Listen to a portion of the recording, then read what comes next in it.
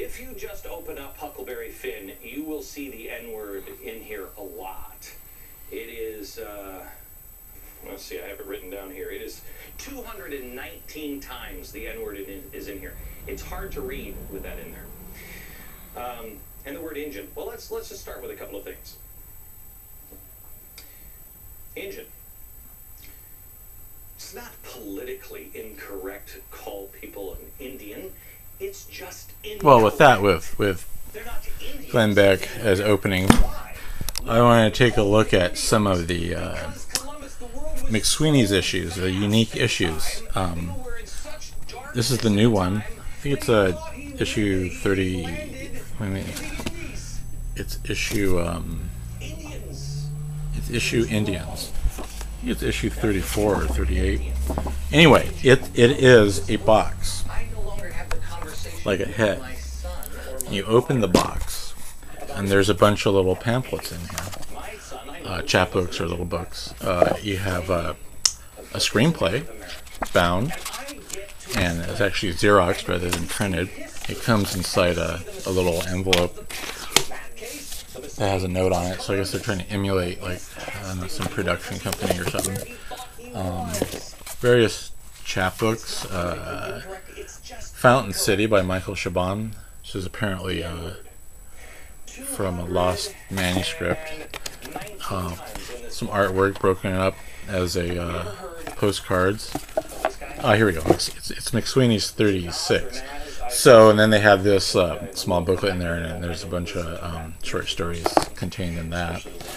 And this is a play, Domestic Crusaders. So they have plays, screenplays, and various other texts.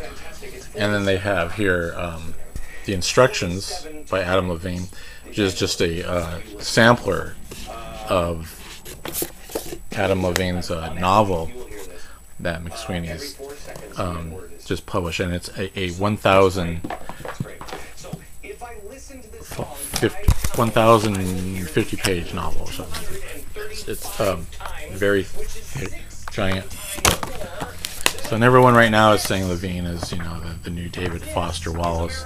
Although the contents of I haven't read it yet, but the contents of the book are more akin to Stephen Mulhauser's Edwin Mulhouse. Stephen whatever, Edwin Mulhouse. Fantastic book written by a kid on the playground, which is somewhat the case here with The Instructions. And of course, once again, McSweeney's is you know, going overboard and publishing wild stuff. I noticed that Adam's agent is Susan Gallm, who represents a lot of big writers. She represents William Vollman. I've dealt with her a couple times. So most likely she sold this book in hardcover to McSweeney's, and she'll probably sell the paperback rights to Vintage or Scribner or something. So, you know, there's McSweeney's. I got this, even though it came out a while ago, because it's issue 16. We got Glenn Beck. He's still yakking away back in the background. Now, why do I have Glenn Beck in the background while looking at McSweeney's? Because Glenn Beck is, despite what you might think of him, he's entertaining at least, and outrageous. So back to McSweeney's here. So this issue, you open it up. Well, there's a comb, and you open it up, and you have a booklet, and there's these look like tarot cards, and on the back are printed a Robert Hoover short story. Another McSweeney's I have here, two volumes in plastic casings, just an issue with fiction in it, and then a book, The End of Major Combat Operations, by a war correspondent in Afghanistan. It's really good. Recommend it. Always recommend all McSweeney's things. The first McSweeney's I ever got was number 7, which was a loosely bound thing with a bunch of chapbooks in it. It had almost a full-length book from Woolman. It was like 100 pages from Rising Up, Rising Down, and I was just like, wow. So,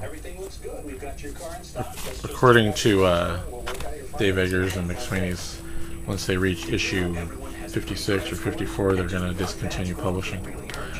So, if you ever dreamed of being published in McSweeney's, get them something soon. But I'm sure they'll publish other things. They'll come up with something. Well, here's another issue.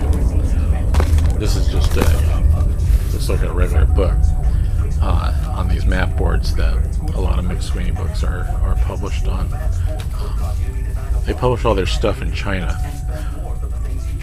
Anyway, that's that. So, the McSweeney's head, or box head, or whatever they call it. It's not that expensive. It would have been a good Christmas present, but it could still be, a good gift, or just something to add to your collection of literature, like I'm doing, and that's that.